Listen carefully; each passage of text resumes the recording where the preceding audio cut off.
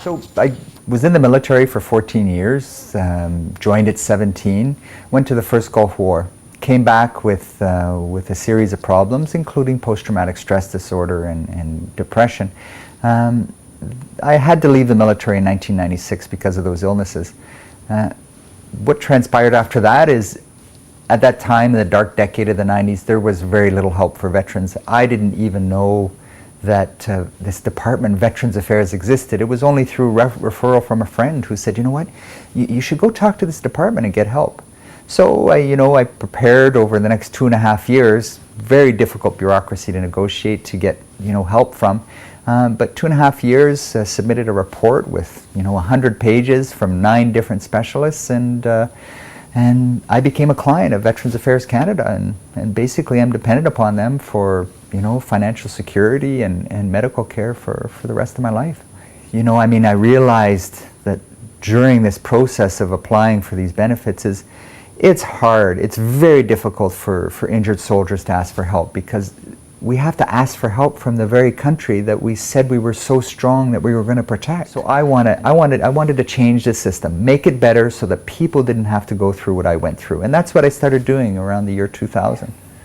Basically, after trying to get the system at Veterans Affairs to investigate, were they mixing my treatment issues with my public advocacy to help other less veterans that are less able to help themselves. I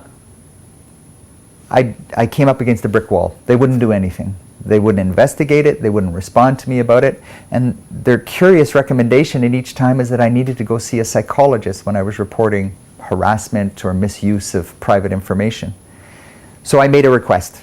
December 2007, I put in my privacy request, and what transpired over the past 2 years is basically, 2.5 years, is 14,000 pages of emails that the department has, documents, reports, all on me. This is all on me.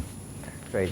All of this is discussions of issues related to me as a client of Veterans Affairs, so it's my personal medical and financial information on these pages. And they contain briefing notes that were supplied to ministers, that contained my medical information and gross distortions thereof. So I can only imagine what these people thought when they received the briefing note about Sean Bruyea holding a conference on Parliament Hill. Well, look what his psychiatrist says, look, this person's just greedy. He's just asking for more money. When it wasn't about that, but my credibility was destroyed. The system needs to be fundamentally changed from the bottom up.